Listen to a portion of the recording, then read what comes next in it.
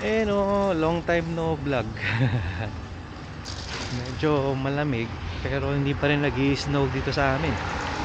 Usually mga February mag-snow ng isang araw.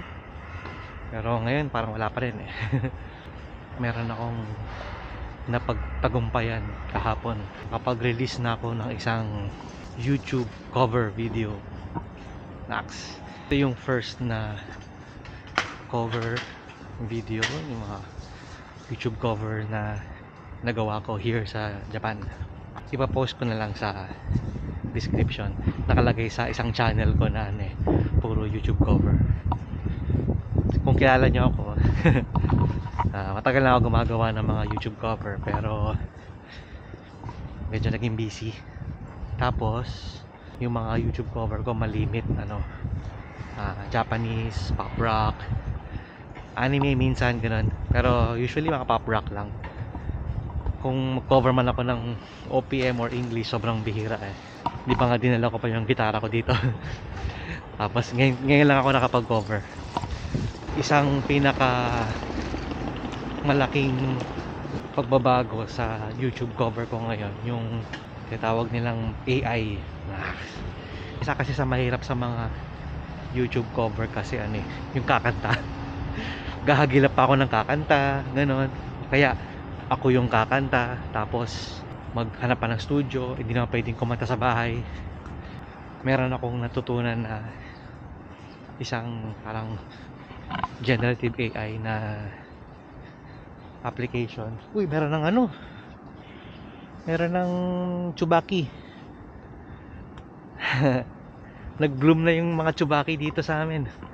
Alright. Anyway, sorry. So, mga generative AI na siya na yung kumakanta. Lagay mo na lang yung notes, tapos yung words. Kakantahin niya na yung song na parang tao rin yung boses, pero hindi perfect, pero pwede na. Gamit ko lang itong action camera pang record. Dati yung naka DSLR pa ako kasi yun lang yung may magandang quality ng video noon. Actually noon pa ka webcam, di ba? Webcam lang. Medyo gumanda na yung cellphone, ganun. Tapos ito kasi action camera, mas maganda yung camera na to eh. Siguro yung pinakapangit lang siguro yung sa nagawa ko. Medyo aminado ako is yung sa mixing ng mga tugtog.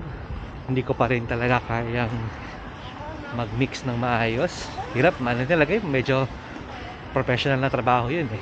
Imaginein mo, bass, drums, dalawang gitara, vocals, pagsabay-sabay mo yung mga yun. Pag tinabas mo yung isa, gaganda yung isang instrument, papangit naman yung iba. Yun, parang ganun eh. May mga pro and con eh. May mga trade-off eh. Ang hirap, ang hirap. Generally, marami akong natutunan na bagong techniques, bagong style, iba-ibang bagay para na sa mga YouTube cover. Ang isang problema ko na lang ngayon, yung gitara ko kasi parang ang pakit na nung leeg niya. Parang sumasabit na yung mga string. Mag-F sharp ako dun sa 9th fret. Bzzz, gumagano. Sumasabit. Ulan ba? Kahapon umulan eh. Tsaka na isang araw. Anyway, yun lang. So, update lang. So, YouTube cover, nice. Ilagay ko na sa description. Sana supportahan nyo. Thank you. Yun lang. Bye-bye.